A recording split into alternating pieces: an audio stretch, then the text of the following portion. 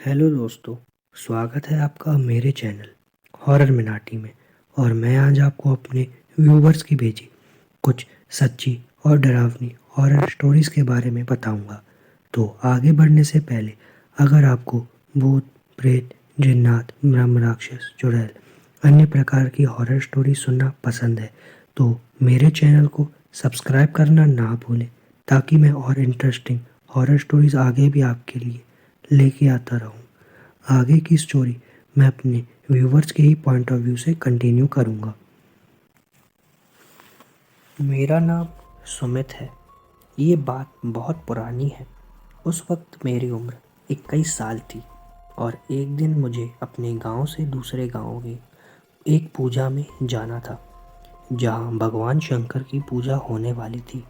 वो गांव मेरे गांव से तकरीबन 5 किलोमीटर की दूरी पर था और मुझे पैदल ही वहाँ जाना था।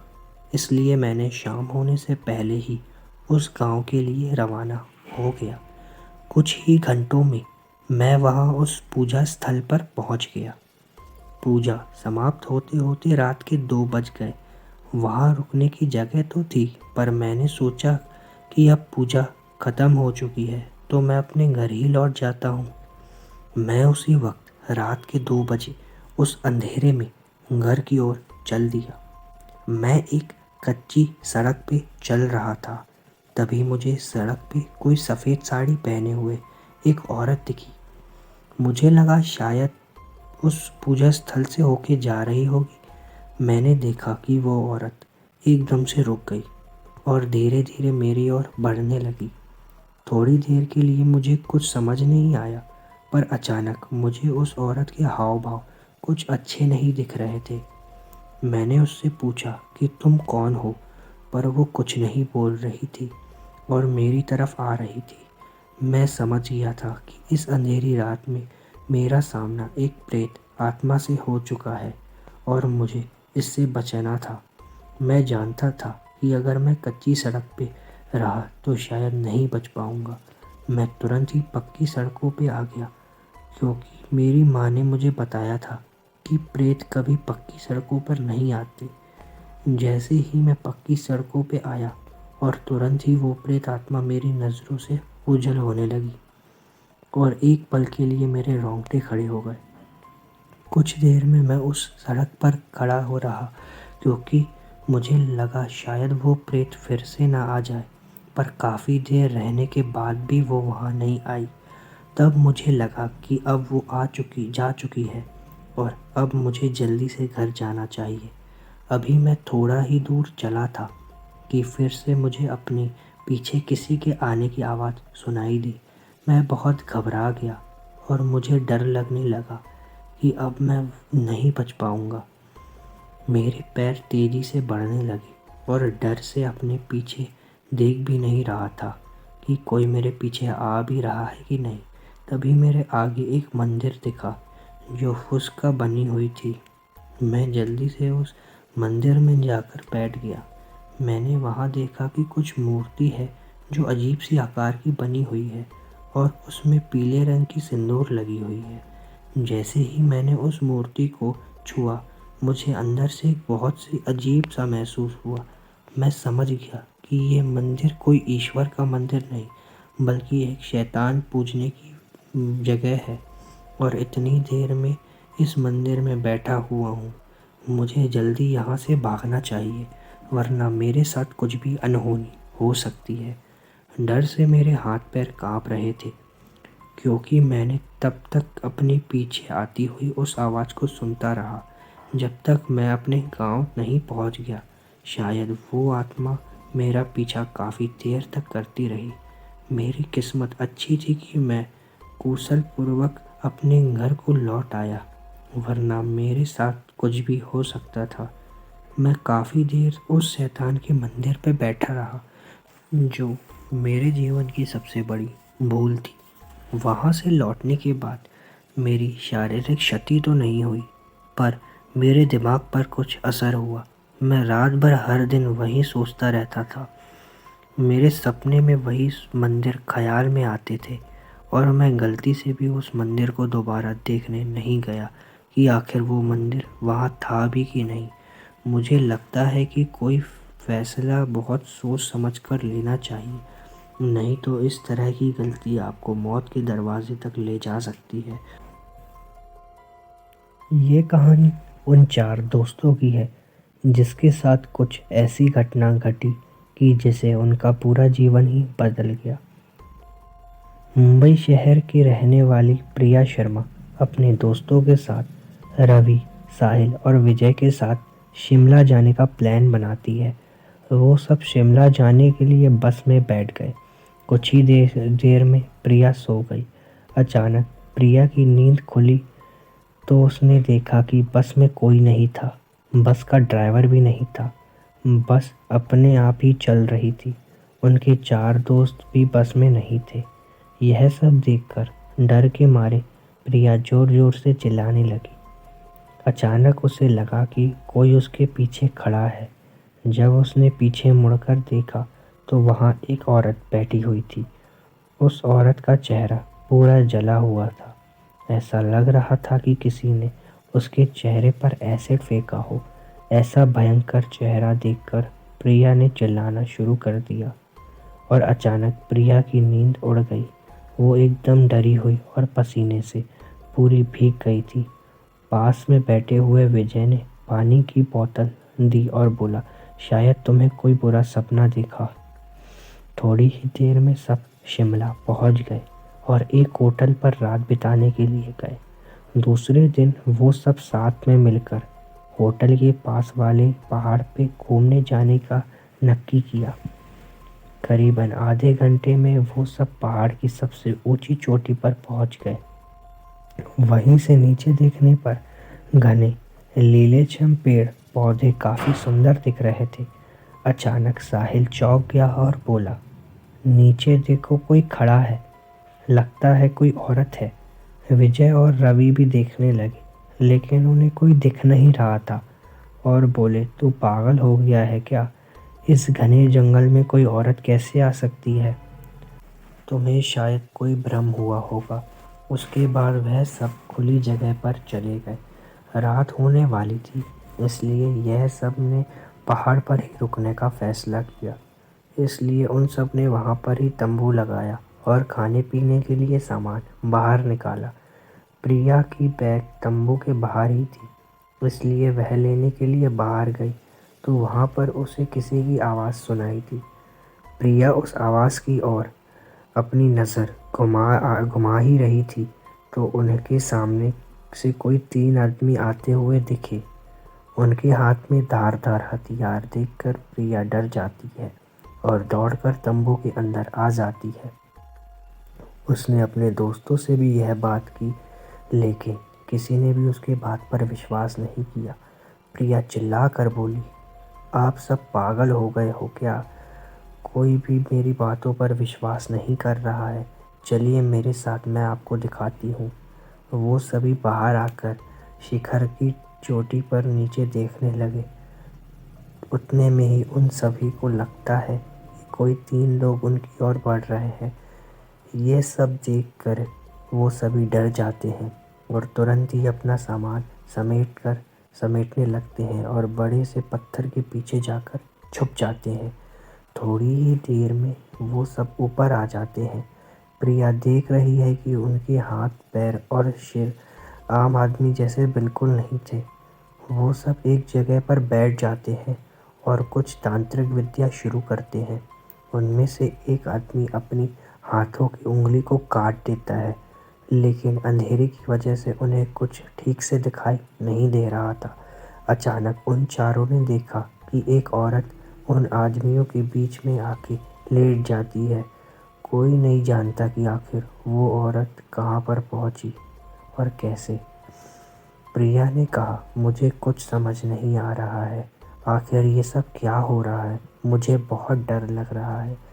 एक के बाद एक वो तीनों उस औरत को सूंघने लगे। वहीं पर अचानक उस औरत ने अपनी उंगली उठाई और हमारी तरफ इशारा करने लगी। हम सब बहुत डर गए। वो तीनों उस औरत को छोड़कर हमारी ओर बढ़ने लगे। हम सब पहाड़ी से नीचे होटल की ओर दौड़ के आने लगे। हमारी आवाज़ सुनकर वो तीनों हमारी ओर दौड़ने लगे।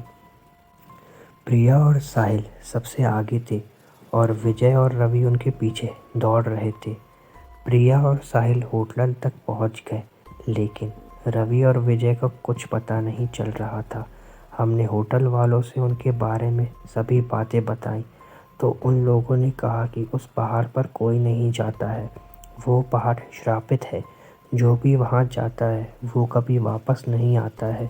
आपकी किस्मत अच्छी थी कि आप भी कभी ज़िंदा आ चुके हैं, लेकिन हमारे दोस्त रवि और विजय अभी भी वापस नहीं लौट के आए।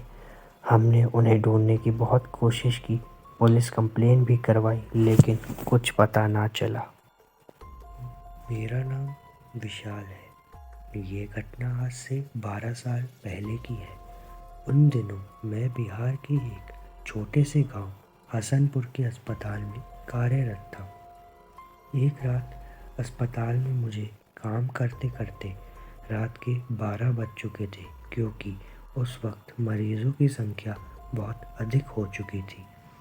उस रात तेज बारिश भी हो रही थी। मैं भीगते भागते अपने घर पहुंचा। कपड़े गीले हो जाने की वजह से मैं कपड़े बदल ही रहा था कि अचानक दरवाज़ा खटखटाने की आवाज़ आई। मैंने सोचा कि इतनी रात गए मेरे घर कौन आया होगा। मैंने दरवाज़ा खोला और एक लड़की जो बरसात में भीगी हुई थी सामने मुझे दिखाई दी। उसने कहा, रो रो कर उसने चिल्लाया कि मेरी माँ बहुत बीमार है और उसकी तबीयत भी बहुत ख़राब है, आप जल्दी से चलिए नहीं तो वो मर जाएगी। मैंने उससे कहा कि मैं रात में मरीजों को नहीं देखता हूँ, सुबह अस्पताल में अपनी माँ को लेके आना।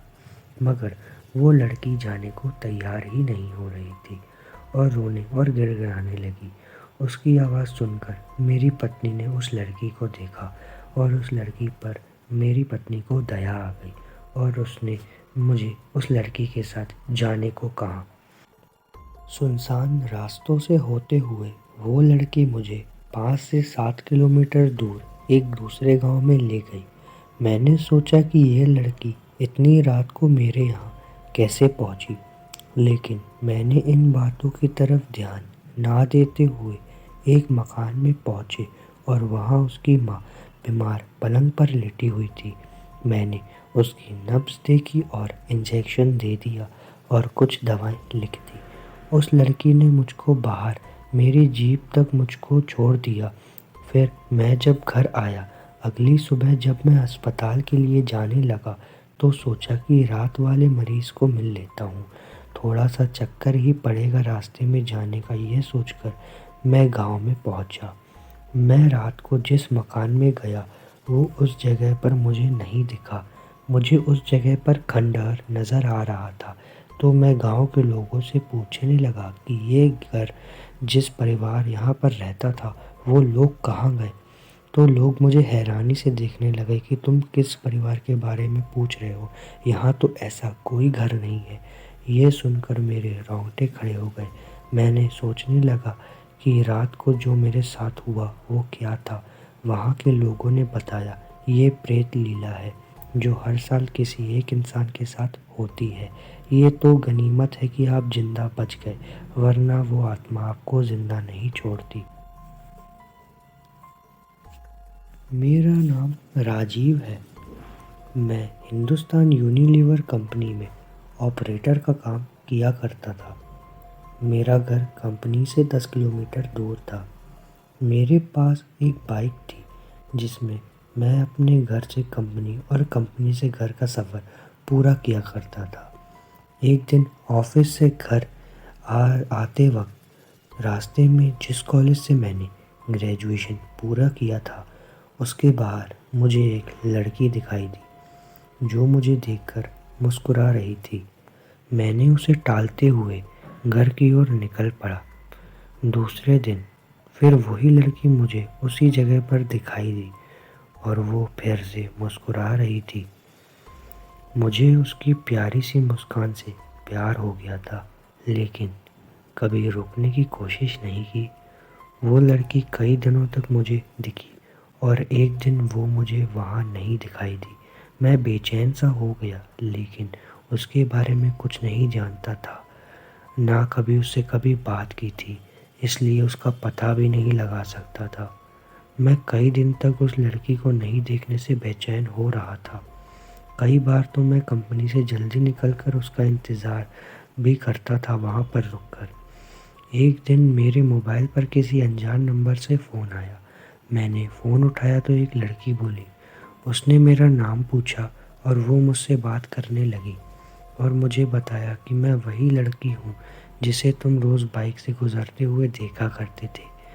मैं हैरान रह गया कि इसके पास मेरा नंबर कैसे आया और ये मेरे से क्यों बात कर रही है, लेकिन उसकी मीठी बातों में मैं इतना खो गया कि सब बातें भूल गया।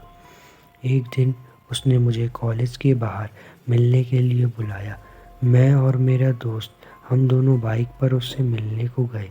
क्योंकि कभी वह लड़की से अकेले मिलने नहीं गया था, तो मैं थोड़ा नर्वस हो गया था। मैं जैसे ही वहाँ पहुँचा अपने दोस्त के साथ, तो वो लड़की वहाँ पर मुझे दिखाई नहीं दी।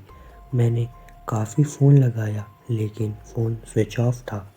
मैं घर लौट गया और घर में घुसते ही उसका फ़ोन आया, तो मैंने गुस्से से कहा कि हम वहाँ पर आपका इंतज़ार कर रहे थे, पर आप क्यों नहीं आए।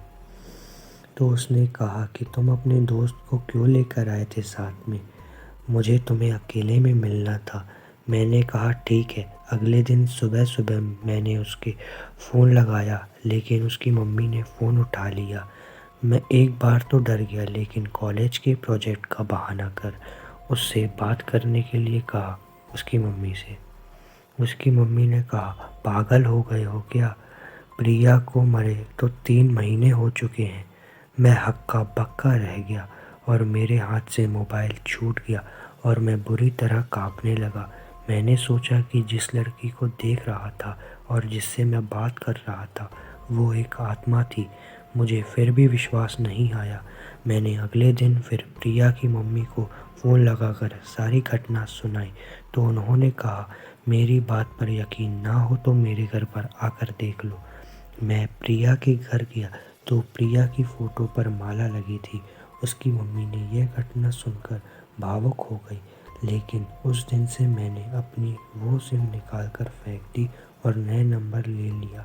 फिर कभी उसका फ़ोन नहीं आया, लेकिन आज भी मैं अनजान नंबर से अक्सर सहम जाता हूँ।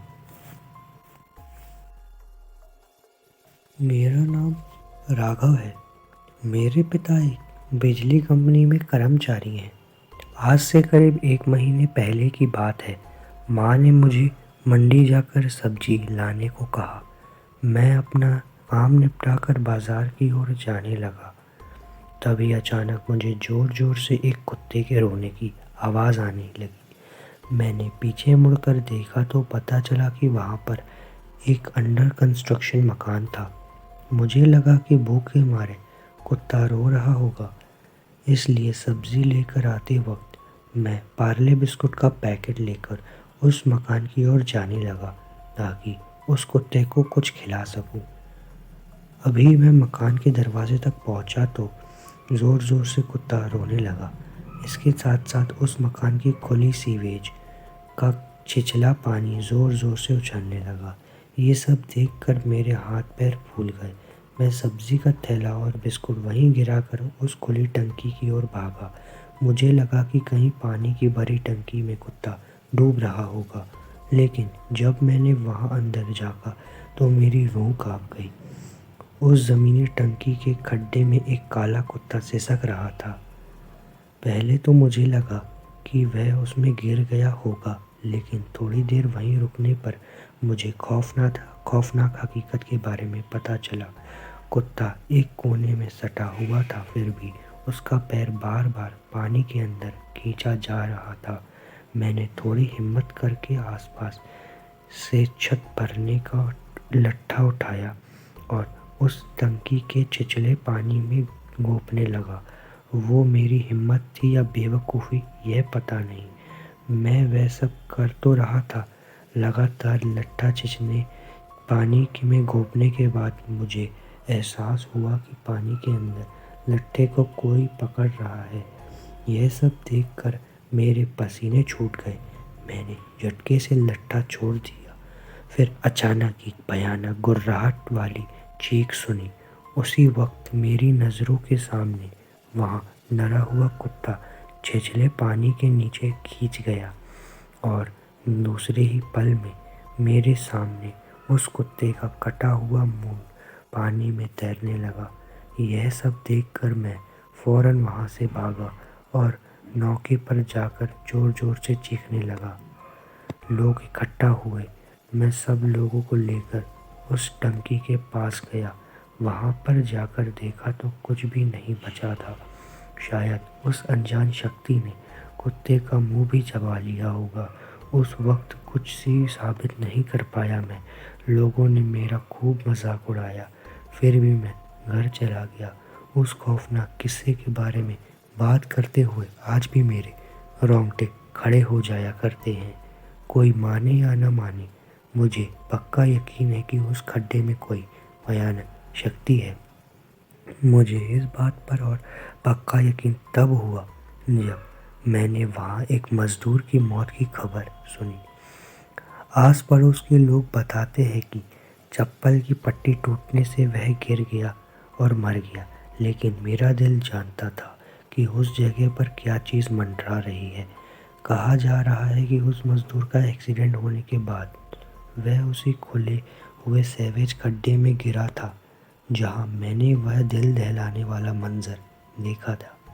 मुझे एक बात बहुत परेशान करती है, जब वह मकान बन जाएगा तो वहाँ रुकने वाले लोगों की क्या हालत होगी। मैंने अपने बुरे अनुभव की बात फैलाना शुरू किया तो मेरे घर पर ही मुसीबत आन पड़ी। उस मकान का बिल्डर घर पर आ धमका और फिर मकान को बदनाम करने की शिकायत मेरे पापा से करने लगा। उस किस्से की वजह से पापा ने पहली बार मुझ पर हाथ उठाया।